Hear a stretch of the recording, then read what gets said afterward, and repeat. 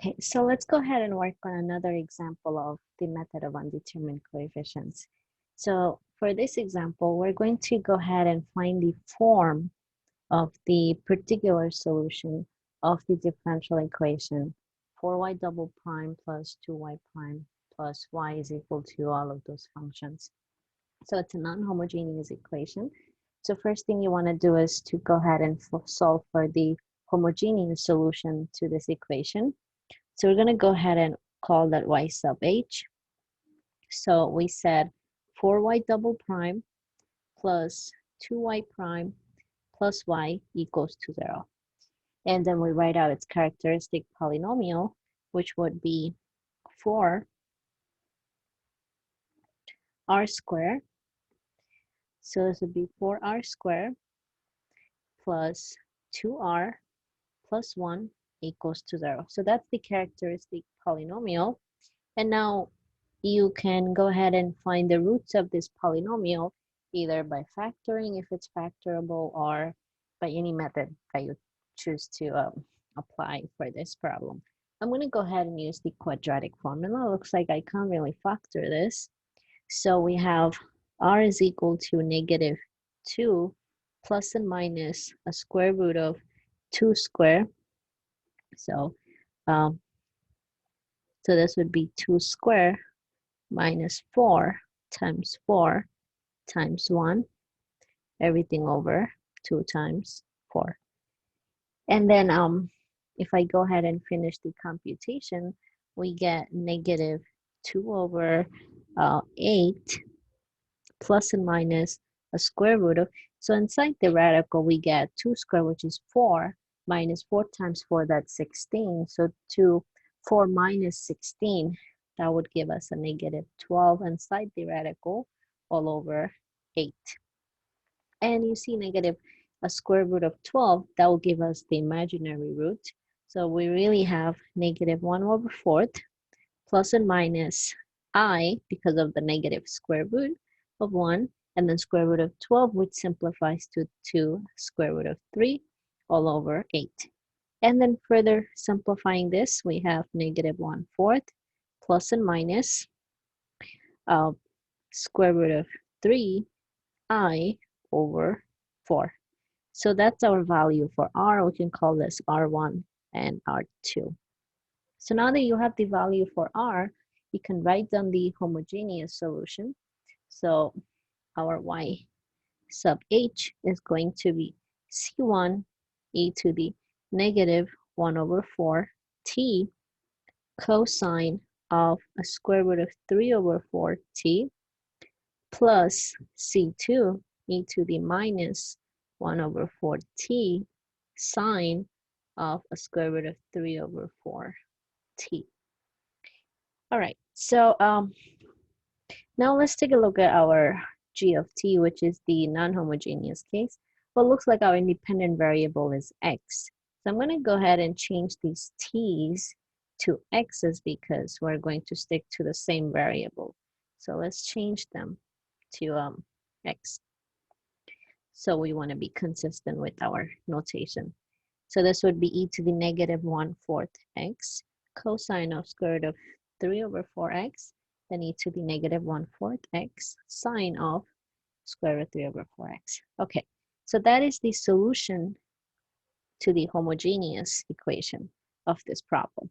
Now, to figure out the form of yp, which is the particular solution, we kind of have to find out form of a different function of what g of t is. So this entire function, we call it g of t.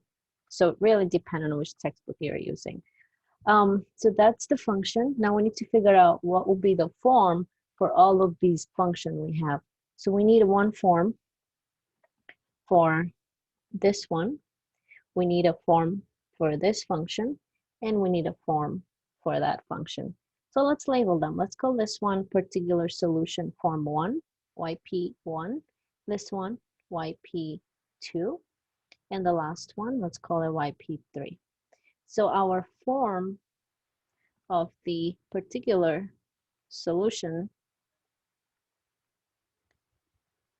it's going to be yp, which would be the sum of yp1, yp2, and yp3.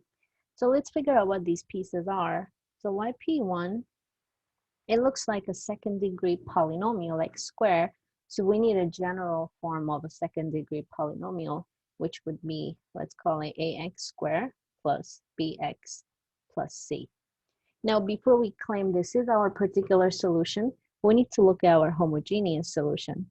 Does any of these have a duplication in this form?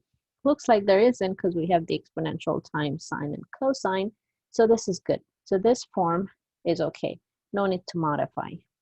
Now the second form for the particular solution, it's going to be, we need the exponential, let's call it d e to the negative x over 4 cosine of a square root of 3x over 4 plus e times e to the negative x over 4 sine of a square root of 3 over 4x.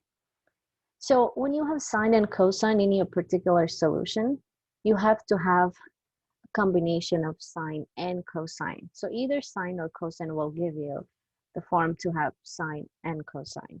So that's why I have both of them for yp2, although you only see one function in yp2 and the g of t function.